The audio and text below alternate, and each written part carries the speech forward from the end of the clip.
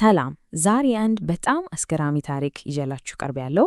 በታሪክ ውስጥ እንደ ከዋክብት ከሚያበሩ ሊቃውንት ጎን ሊቀመጥ የሚገባው ግን ደግሞ በሚገርም ሁኔታ ስሙ የተረሳ አንድ ሰው አለ። ዛሬ የምንመረምረው የሴባስቲያን ብሮክ መጽሐፍ ብሩሁ አይን ወደዚህ ሰው ዓለም ነው የሚወስደን። እንግዲህ አብረን እንጓዝ።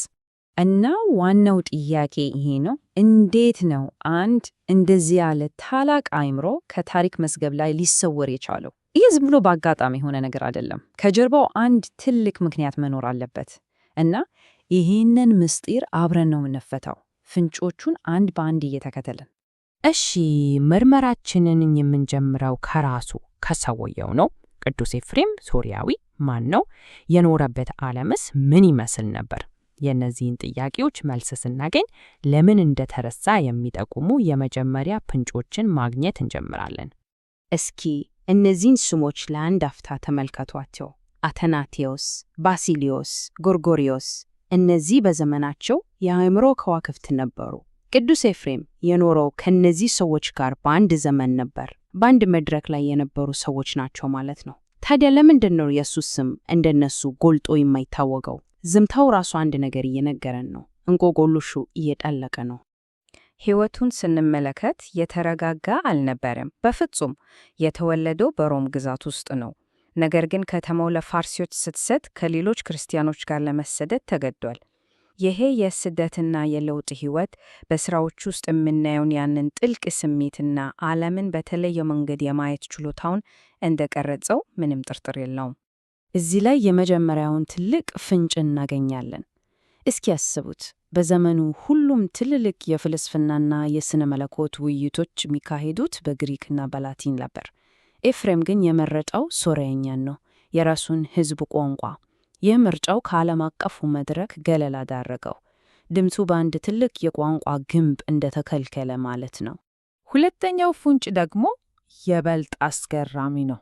በዘመኑ ፈላስፎች ስለ እግዚአብሔር ሲከራከሩ፣ ትርጉሞችን ሲሰጡና ሎጂካል መዋቅሮችን ሲገነቡ ኤፍሬም ምን እያደረገ ነበር? ግጥም እየጻፈ ነበር። ለብዙዎች ይሄ ከባድ ስነ መለኮት አይመስልም ነበር። እውነታው ግን የኤፍሬም ጥልቅ ጥበቡ የተደበቀው በእነዚህ ውብ ቅኔያዊ መስመሮች ውስጥ ነበር። እሽ፣ አሁን ወደሚቀጥለው ክፍላችን እንሸጋገር።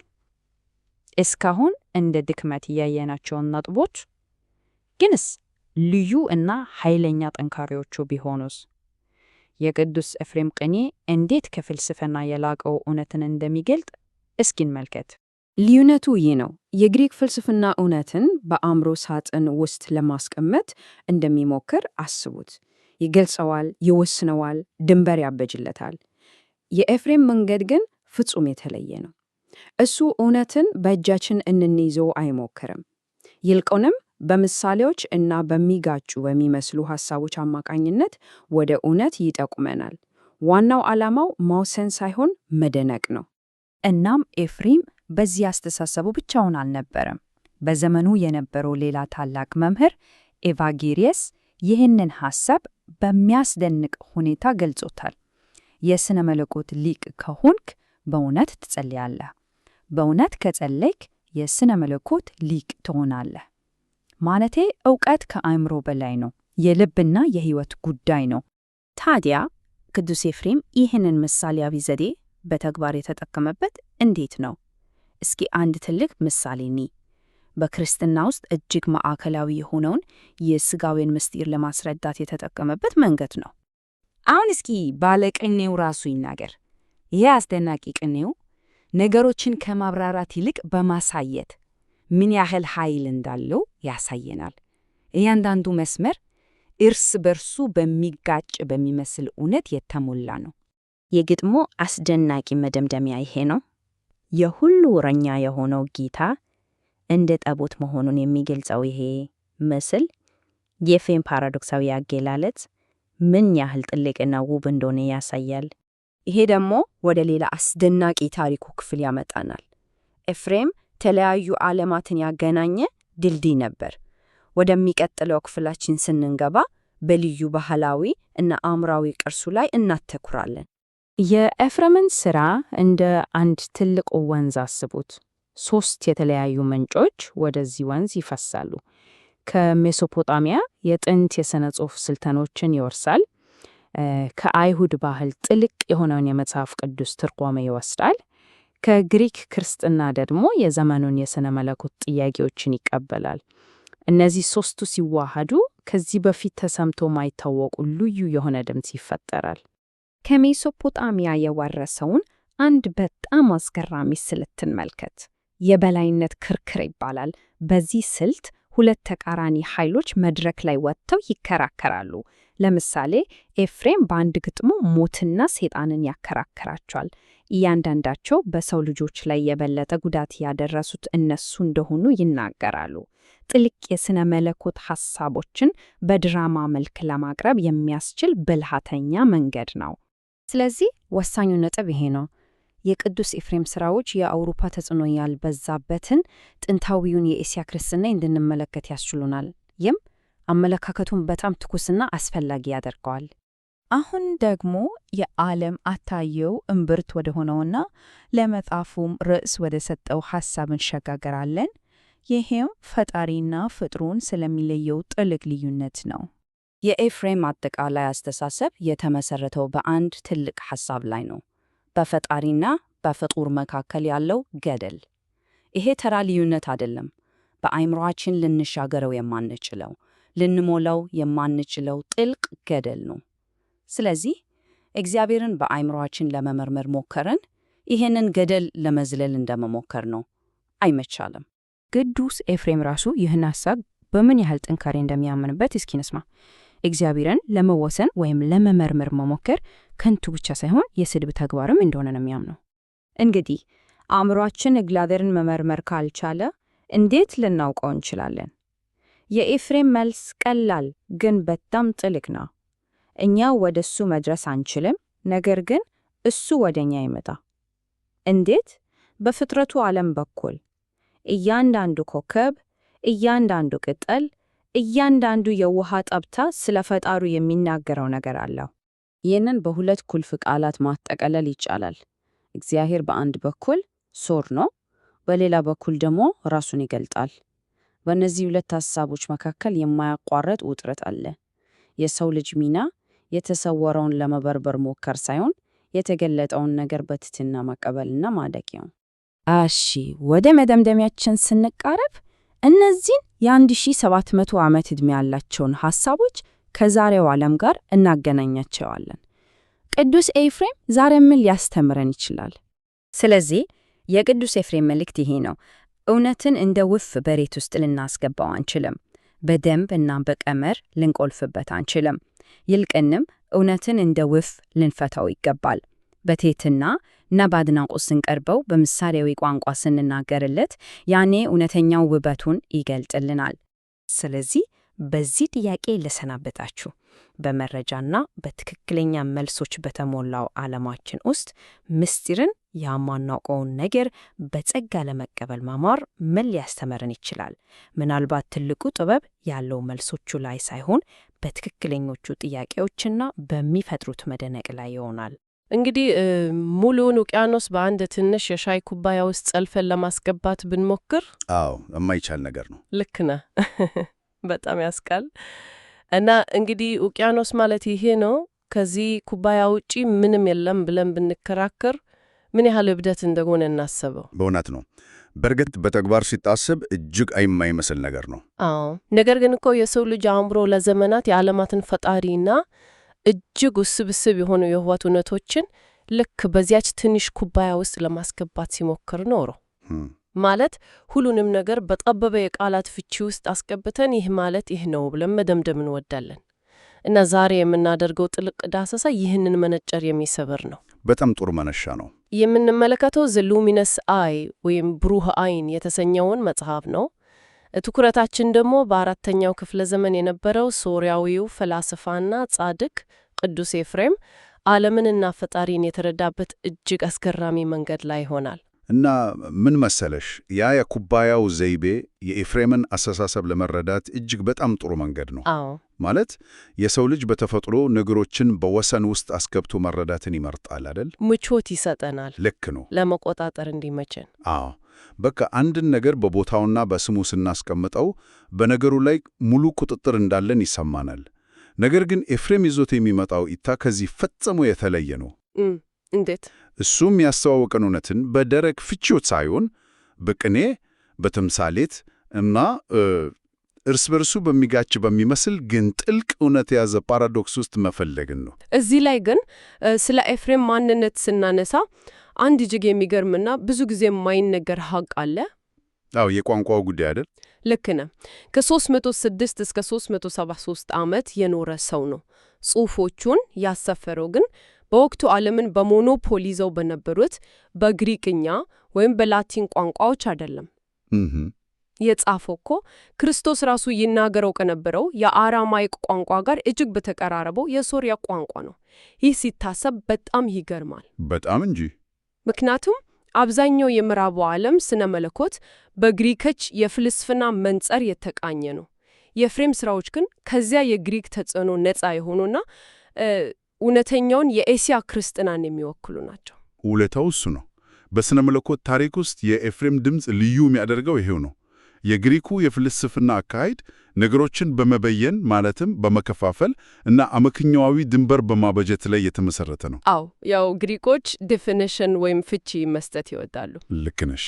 ኤፍሬም ግን የጥንታዊ ሜሶፖታሚያን ትውፊትና የአይሁድን እሳቤዎች አጣምሮ የያዘ የሴማዊ ቋንቋ ተናጋሪ ነበር። በዚህ ባህል ውስጥ ደግሞ ትልቅ ምስጢራት የሚገለጹት በሂሳባዊ ቀመሮች ሳይሆን በግጥም፣ በዜማ እና በምስል ነው። እኛ ብዙ ጊዜ ግጥምን እንደ ስሜት መግለጫ እንጂ እንደ ከባድ የፍልስፍና ማስተላለፊያ አርገን ላንመለከተው እንችላለን። ለኤፍሬም ግን ግጥም ትክክለኛው የሥነ መለኮት ቋንቋ ነው። ይሄ የቋንቋና የባህል ዳራው ነገሮችን በሚያይበት መንገድ ላይ ያመጣው ለውጥ በደንብ መታየት ያለበት ይመስለኛል። አዎ፣ በጣም። በመጽሐፉ ላይ እንደተበራራው ኤፍሬም የግሪክን የፍቺ ወይንም ድንበር የማበጀት ጽንሰ ሐሳብ አጥብቆ ይቃወማል። ለእርሱ ወሰን የሌለውን ፈጣሪ በቃላት ፍቺ ውስጥ ለማጠር መሞከር ፈጣሪን እንደ መሳደብ የሚቆጠር ተግባር ነው። ምክንያቱም መበየን ወይንም ፍቺ መስጠት ማለት በተፈጥሮ በአንድ ነገር ዙሪያ አጥር ማጥር ማለት ነው እኮ። ልክ ነህ። አጥር ነው የሚሆነው። አንድን ነገር ከተረጎምከው ያንን ነገር በአእምሮ አቅም ልክ አሳነስከው ማለት ነው። ኤፍሬም በወቅቱ የነበሩትን አንዳንድ የሃይማኖት ክርክሮች የሚተቸውም ለዚህ ነው። የፈጣሪን ተፈጥሮ በሰው አእምሮ መርምረን ልንወስነው እንችላለን ብሎ የሚያስቡትን ሰዎች ማይወስነውን ለመውሰድ እየሞከራችሁ ነው ይላቸዋል። ታዲያ ፈጣሪን መግነጽ ካልተቻለ ዝም እንበል ወይ የሚል ጥያቄ አይነሳም? አዎ፣ እዚህ ላይ ነው ሴባስቲያን ብሮክ በመጽሐፉ የኤፍሬምን መፍትሄ የሚያሳየን። መፍትሄው ፓራዶክስ ነው። አሃ፣ ነገሩን በክብ ዘይቤ ብንመለከተው የግሪኩ ፍልስፍና አካሄድ የክቡን ማዕከላዊነት ፈልጎ ለማግኘትና በዚያ ላይ አንድ ቋሚ ፍቺ ለመስጠት ይሞክራል። መሃል ላይ ያለውን ነጥብ ማለት ነው። ልክ ነሽ። የኤፍሬም አካሄድ ግን ማዕከሉን በነፃ ይተወውና በክቡ ዙሪያ ላይ ያሉ ተቃራኒ ነጥቦችን በማስቀመጥ የነገሩን ተፈጥሮ ሕያው በሆነ መንገድ እንድንገነዘብ ያደርገናል። ይሄ ማለት እኮ ውቅያኖስን በትንሽ ኩባያ ውስጥ አድርጎ ይህ ነው ውቅያኖስ ብሎ ከመወሰን ይልቅ የውቅያኖስን ስፋትና ጥልቀት የሚያሳይ ውብ ስዕል ከመሳል ጋር ይመሳሰላል ማለት ነው አይደል? በትክክል እንደዛ ማለት ነው። ይህን ሐሳብ ወደ ተግባር ስናመጣው ደግሞ ኤፍሬም ስለ ክርስቶስ ልደት ሲጽፍ የተጠቀመባቸው ቃላት ትዝ ይሉኛል። ምን ይላል? ታላቅ ሆኖ ሳለ ትንሽ የሆነው፣ ሀብታም ሆኖ ሳለ ድሃ የሆነው ያለ ይገልጻል። ዋው! ማርያምን ሲያናግራት ደግሞ ሁሉን የሚመግበው በአንቺ በኩል ተራበ፣ ሁሉን የሚያጠጣው ተጠማ እያለ ይጽፋል። ይሄ እኮ አስገራሚ ፓራዶክስ ነው። እነዚህ ተቃራኒ የሆኑ ሐሳቦች ፈጣሪን በአንድ ፍቺ ውስጥ ከማሰር ይልቅ የአእምሯችንን አድማስ አፍርሰው ከቃላት በላይ ወደሆነ የመድነቅ ስሜት ውስጥ ያስገቡናል። ልክ ነሽ። እነዚህ ተቃራኒ ሐሳቦች አእምሮችን በአንድ ድንበር ላይ እንዳይቆም ያደርጉታል። ሁሉንም ነገር የሚመግብ አምላክ እንዴት ይራባል? አዎ፣ በሎጂክ አይፈታም። በሎጂክ ሊፈታ ሲሞክር አንዱን እውነት ጥሎ ሌላውን መያዝ ያመጣል። ፓራዶክሱ ግን ሁለቱንም እውነቶች በአንድ ጊዜ እንድንይዝ እና ያን ያልተፈታው ጥረት እንድናደንቅ ያስገድደናል። ግን እዚህ ጋር አንድ ነገር ላንሳ። የሰው ልጅ ቋንቋና የመረዳት አቅም ይህን ያህል ውስን ከሆነ ችግሩ ያለው ከቋንቋችን ማነስ ላይ ነው ወይስ በእኛና በፈጣሪ መካከል ያለው ርቀት እጅግ ሰፊ ከመሆኑ የተነሳ ነው? ሁለቱም ነው ማለት ይቻላል። መጽሐፉ ይህንን የህልውና ገደል ያለ ይጠራዋል። በፈጣሪና በፍጡር መካከል ማንም ሊሻገረው የማይችል ሰፊ የባህሪ ልዩነት ወይም ገደል አለ ይላል። ልክ ነው። እናም የሰው ልጅ አእምሮ ይህንን ገደል አልፎ የፈጣሪን የተደበቀ ባህሪ ለመመርመር ሞከር የለበትም ይላል ኤፍሬም። የኤፍሬም ትልቁ ማስጠንቀቂያ እሱ ነው። እሱ መርምሮ ማወቅና የተገለጠውን መቀበል በሚሉ ሁለት ጽንሰ ሐሳቦች መካከል ያለውን ልዩነት አጥብቆ ያሰምርበታል። አእምሮ ትልቅ ስጦታ ነው። ነገር ግን ሥራው የተሰወረውን እና የማይደረስበትን የፈጣሪን ባህሪ ሰርስሮ ለማውጣት መሞከር አይደለም። ቀድም እንዳልነው ለመቆጣጠር መሞከር እንዳይሆን ማለት ነው። አዎ፣ ገብቶሻል። አንድን ነገር መርምረን አወቅነው ማለት ያንን ነገር በቁጥጥራችን ስር አደረግነው ማለት ነው። የሰው ልጅ አእምሮ ያህል ትንሽና ውስን ነገር እንዴት ወሰን የሌለውን ፈጣሪ ሊያጠቃልል ይችላል? እውነት ነው። ስለዚህ ትክክለኛው መንገድ ፈጣሪ ራሱ በፈቃዱ የገለጠውን ነገሮች በምስጋና መቀበልና ማጥናት ነው። እዚህ ጋር ግን ትንሽ መሞገት ያለብን ይመስለኛል። እሺ፣ በምን በኩል? አትመርምሩ፣ የተደበቀውን ነገር ለማወቅ አንሞክር ስንል ይህ እሳቤ ጸረ ዕውቀት አይሆንም ወይ? የሰው ልጅ እኮ በተፈጥሮ ጠያቂ ነው፣ የማወቅ ጉጉት አለው። አዎ፣ ይህ በጣም የሚነሳ ጥያቄ ነው። አትመርምሩ ማለት አእምሯችንን ከመጠቀም አያግደንም ወይ? የብዙዎችን የማሰብ ነጻነት የሚጋፋ አይመስልም?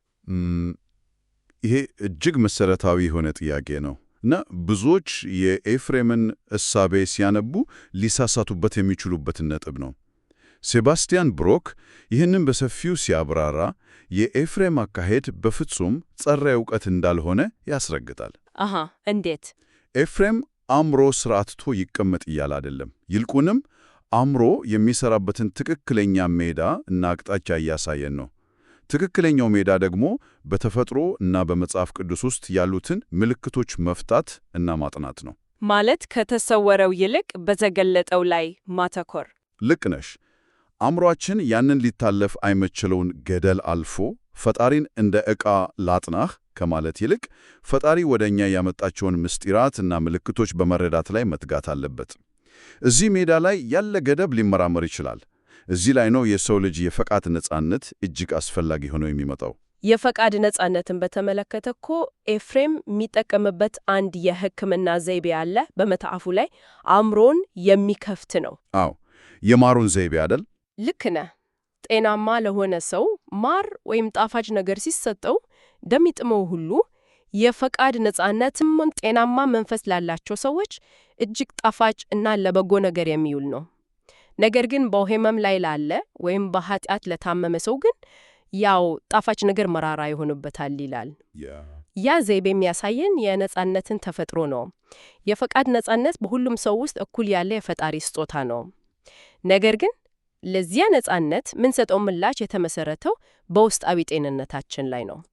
አእምሮና ነፍሱ የታመመ ሰው የተሰጠውን የፈቃድ ነጻነት ለጥፋትና ለመራራ ሕይወት ያውለዋል።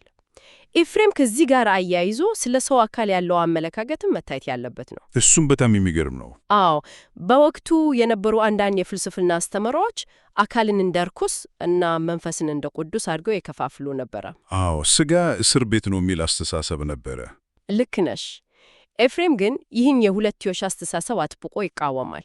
ለእርሱ አካል የመንፈስ ቅዱስ ቤተ መቅደስ ነው። ፈጣሪ ራሱ የሰውን አካል ስለለበሰ ሥጋዊና መንፈሳዊ ዓለም እኩል ክብር እንዳላቸው ያጸናል። ነገሮችን የምናይበትን መንገድ ሙሉ በሙሉ የሚቀይር እይታ ነው። ሥጋችን የምንኖርበት ዓለም ሁሉም ነገር ዋጋ አለው ማለት ነው እኮ።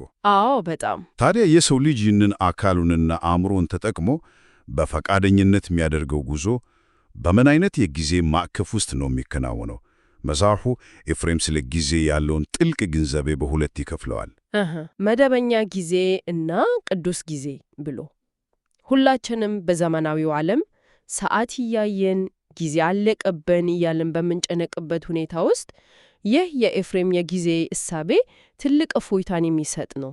ዘመናዊው ሰው ጊዜን የሚያየው እንደሚያልቅ ሀብት ወይም እንደሚያባርር ጠላት ነው አይደል? አዎ፣ ሁልጊዜ እየሮጥን ነው። የኤፍሬም ስነ መለኮት ግን ጊዜን የሚያየው ከዚህ በተለየ ነው። መደበኛ ጊዜ የምንለው እኛ የምናውቀውና የምንቆጥረውን ያለፈ፣ አሁን እና ወደፊት ያለን የምንከፍለው መስመራዊ ጊዜ ነው። እሺ። ቅዱስ ጊዜ ግን ዘላለማዊ የሆነ የአሁን ጊዜ ነው። በቅዱስ ጊዜ ውስጥ ታሪካዊ ክስተቶች በዓመታትና በዘመናት ርቀት አይለያዩም፣ በአንድ ላይ ይጣመራሉ። ይሄን ሐሳብ ሳነብ አንድ ምስል በአእምሮ የመጣ።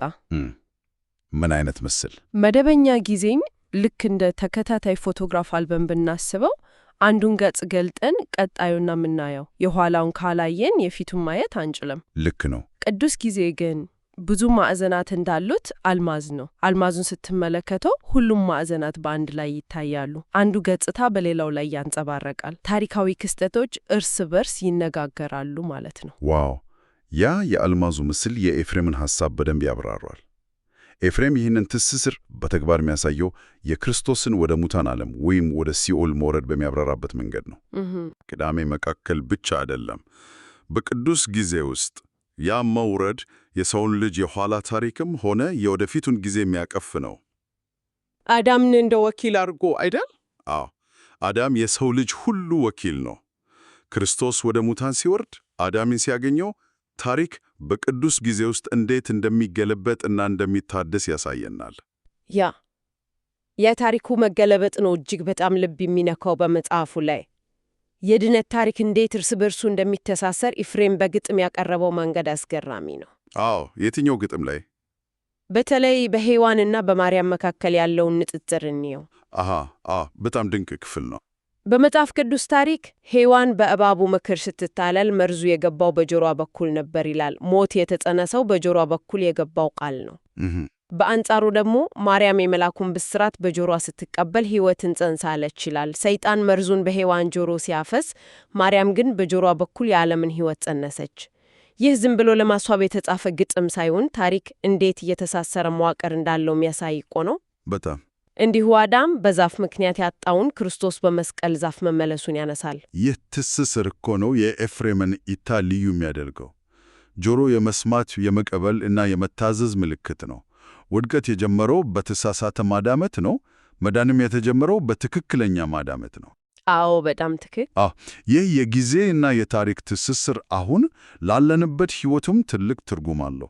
የእያንዳንዱ ግለሰብ መደበኛ በሆነው ታሪካዊ ጊዜ ውስጥ ቢኖርም በቅዱስ ጊዜ ውስጥ ካለው ገነት ጋር አሁንም ተሳትፎ ሊኖረው ይችላል። ማለት በሃይማኖታዊ ስርዓቶች ውስጥ እንደ ጥምቀት፣ ቅዱስ ቁርባንና በእምነት አማካይነት ያ የጥንቱ የኤደን ገነትና የወደፊቱ ዘላለማዊ ሕይወት አሁን ባለንበት ቅጽበት ውስጥ እውን ይሆናል ማለት ነው። ጊዜ ተሰባብሮ ይገናኛል። እሺ፣ ጊዜና ታሪክ በዚህ ድንቅ መንገድ ከተሳሰሩ ለመሆኑ ያ ወሰን የሌለው በቃላት ፍቺ ሊታጠር የማይችለው ፈጣሪ ራሱን ለሰው ልጅ እንዴት መግለጽ ቻለ? ይሄ ትልቁ ጥያቄ ነው። ቋንቋችን ውስን ከሆነ እኛም ገደሉን መሻገር ካልቻልን መግባባቱ እንዴት ተፈጠረ? ይህን ወደሚያሳየውና መጽሐፉ የምልክቶች መሰላል ብሎ ወደሚጠራው ጽንሰ ሐሳብ እንመጣለን። ኤፍሬም ፈጣሪ ራሱን የገለጠባቸው ሁለት ታላላቅ ምስክሮች አሉ ብሎ ያምናል። አንደኛው ተፈጥሮ ሲሆን ሁለተኛው ደግሞ መጽሐፍ ቅዱስ ነው። ፈጣሪ በሰው ልጅ ላይ ጫና ለመፍጠር እና ቅድም ያነሳነውን የፈቃድ ነጻነት ላለመጋፋት ሲል ራሱን በግልጽ እና በሚያስፈራ ግርማ ከማሳየት ይቆጠባል። በምትኩ በምልክቶችና በሰሞች ወይም ዘይቤዎች ይገልጻል። ተፈጥሮ በሙሉ የፈጣሪን ምስጢር የያዘች መጽሐፍ ናት ይላል አይደል? በመጽሐፍ ውስጥ በተደጋጋሚ ከሚነሱት ምልክቶች አንዱ ዕንቁ ነው። ዕንቁ የእምነት፣ የክርስቶስ፣ የድንግልና ልደት እናው የብዙ ነገሮች ምልክት ሆኖ ያገለግላል። ልክ ነው። አንድ ትርጉም ብቻ አላቸው ብሎ መወሰን ሳይሆን ማለቂያ የሌለውን ትርጉማቸውን ማሳየት ነው። መጽሐፍ ቅዱስም ቢሆን እንደዚሁ ነው። ኤፍሬም እንደሚያስተምረው የቅዱስ ቃሉ ታሪካዊ ትርጉም ውጫዊው አካል ሲሆን፣ ውስጣዊው መንፈሳዊ ትርጉሙ ግን ማለቂያ የሌለው። የቅዱስ ቃሉን ትርጉም መረዳት ጥም የቆረቃቸው ሰዎች ከምንጭ ላይ ውሃ ከመጠጣት ጋር እንደሚመሳሰል ኤፍሬም ያስረዳል። አንዱ ሰው ጠጥቶ ስለረካ ምንጩ ይደርቃል ማለት አይደለም እኮ። እውነት ነው። የሌላው ድርሻ ያልቅ፣ ምንጩ ለሁሉም ይተርፋል፣ ለሁሉም አዲስ እና የራሱ የሆነ ትርጉም ይሰጣል። ልክ ነሽ። ይሄ እጅግ የሚያምር ሐሳብ ነው። ነገር ግን እዚህ ላይ አንድ ግራ የገባኝ ነገር አለ። እሺ፣ ምኑ ነው ግራ ያጋባሽ? መጽሐፉን እያነበብኩ ሲሄድ ስለ ፈጣሪ ራስን መግለጽ በሚያወራበት ክፍል ላይ በድንገት ስለ በቀቀን ወይም ፓሮት የሚያወራ ታሪክ መጣ። አሃ፣ የፓሮቱ ታሪክ። አዎ፣ እስኪ ስለ በቀቀውን ታሪክ እንነጋገር። ፈጣሪ የሰውን ቋንቋ ተጠቅሞ ራሱን የገለጠበት መንገድ አንድ አሰልጣኝ ከመስታወት ጀርባ ተደብቆ በቀቀኑን ማውራት እንደሚያስተምርበት ነው የሚል ሐሳብ አየሁ። እውነቱን ልንገርህ፣ እዚህ ላይ የነገሩን ጭብጥ ሙሉ በሙሉ ስቼዋለሁ። በቀቀንና መስታወት ከፈጣሪ ምስጢር ጋር ምን አገኛቸው? ምን መሰለሽ፣ የኤፍሬም ሊቅነት መግለጫ እኮ እሱ ነው። በቀቀን የሰውን ቋንቋ እንዲለምድ አሰልጣኙ በቀጥታ ፊቱን አያሳየው። ለምን? ምክንያቱም በቀቀኑ የሰውን ፊት ካየ ሊደነገጥና ሊፈራ ይችላል። ስለዚህ አሰልጣኙ ከመስታወት ጀርባ ይደበቅና ይናገራል። አሃ። በቀቀኑ በመስታወቱ ውስጥ የራሱን ምስል እያየ ሌላ በቀቀን የሚያናገረው ስለሚመስለው ቋንቋውን ያለ ፍርሃት በቀላሉ ይማራል። ዋው! ፈጣሪም እንዲሁ የእኛን አቅም ማነስ እና ደካማነት በማወቅ ማለኪያ የሌለውን ግርማውን ሰውሮ የሰውን ቋንቋ እንደ ልብስ በመልበስ ወደኛ ደረጃ ዝቅ አለ። ይገርማል። የሰው ልጅ ፈጣሪን በሙሉ ግርማው ቢያየው ሊሸክመው አይችልም። ስለዚህ ፈጣሪ እኛ በምንረዳው ልክ በእኛ ቋንቋ፣ በእኛ ተፈጥሮ ውስጥ ሆኖ አስተማረን። ይህ የፈጣሪን ፍቅርና እጅግ ጥልቅ የሆነ ትህትና የሚያሳይ ነው። ዋው! አሁን ሙሉ በሙሉ ግልጽ ሆናለኝ። ይህም ማለት እኛ ፈጣሪን ለመረዳት የምንጠቀምባቸው ቃላትና ዘይቤዎች ፈጣሪ ራሱ እኛን ላለማስደንገጥ ሲል የለበሳቸው ልብሶች ናቸው ማለት ነው? አዎ፣ ልክ ነሽ። ይህን ሲያስቡት እኮ በጥልቅ መደነቅ ውስጥ ይከታል። የኤፍሬም ትልቁ ግብም ይሄን ነው። ለእርሱ ያለ ፍቅርና መደነቅ የሚደረግ የትኛውም ስነ መለኮታዊ ምርምር ደረቅና የሞተ እውቀት ነው። ነገሮችን ለመቆጣጠር እንጂ ለማፍቀር አይረዳም።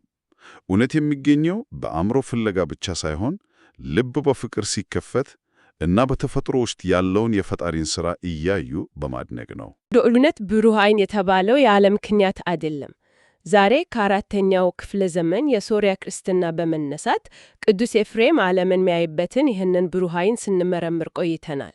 አዎ፣ በጣም ጥልቅ ዳሰሳ ነበር። ጥብቅ ከሆኑ እና አእምሮውን በሳጥን ውስጥ ከሚያስገቡ የቃላት ፍቺዎች ይልቅ በቅኔር እና በፓራዶክስ ከመደበኛ ጊዜ ውጥረት ይልቅ በቅዱስ ጊዜ ውስጥ ታሪኮች እንዴት እንደሚተሳሰሩ እንዲሁም በዙሪያችን ባለው ተፈጥሮ እና ጽሑፎች ውስጥ ያሉትን ጥልቅ ምልክቶች በማንበብ ዓለምን መረዳት እንደሚቻል አይተናል። ልክ ነው። የእርሱ እይታ ዓለምን እንደ ትልቅ እና የማይፈታ የእንቆቅልሽ ስብስብ ሳይሆን በእያንዳንዱ ትግል እና በእያንዳንዱ ተፈጥሮ ላይ የፈጣሪን ፊርማ እንደያዘች ሕያው እና ተናጋሪ መጽሐፍ እንድናያት ያደርገናል። እውነት ነው። ከግትርነት ይልቅ ትሕትናን፣ ከድረቅ ትንተና ሊቅ መደነቅንና ፍቅርን ያስተምረናል። ይህን ሁሉ ስናወራ ግን አንድ ሐሳብ በአእምሮ የመጣ። ምን አሰብሽ? በመረጃ በተጠለቀው ሁሉም ሰው የራሱን ፍቺና ወሰን እያባጀ በሚከራከርበት አንዱ ሌላውን በቃላት በሚያጠምድበት ዘመናዊ ዓለማችን ውስጥ የኤፍሬምን የብሩህ ዓይን እይታ ብንተገብረው ምን ይፈጥር ሆን? በጣም ትልቅ ጥያቄ ነው። የዕለት ተዕለት ዜናዎችን፣ የሚዲያ መረጃዎችን እና የሰዎችን ንግግሮች እንደ ውጫዊና ታሪክ ክስተት ብቻ ከመመልከት አልፈን ከጀርባ ያላቸውን ትልልቅ ምስሎች እና የሰውን ልጅ የጋራ ታሪክ ማገናኘት ብንጀምርስ? ዋው! ያንን ጥበብ የቃላት ፍቺ ኩባያ ሰብረን ጥለን የሕይወትን እና የፈጣሪን ውቅያኖስ በነጻነት ለማንደሽነቅ ዝግጁ ነን? ይህን ጥያቄ ለእያንዳንዳችን ትቼ የዛሬውን ጥልቅ ዳሰሳችንን እንቋጫለን። እጅግ ድንቅ የሆነ እና ሊታሰብበት የሚገባ ጥያቄ ነው። መረጃ ማግኘት ማለት እውነትን ማግኘት ማለት እንዳልሆነ ሁልጊዜ ማስታወስ አለብን። እውነት መደነቅንና ትሕትናን ይጠይቃል። በሚቀጥለው ጥልቅ ዳሰሳችን በሌላ አዲስ እይታ እስከምንገናኝ ድረስ ሰላም።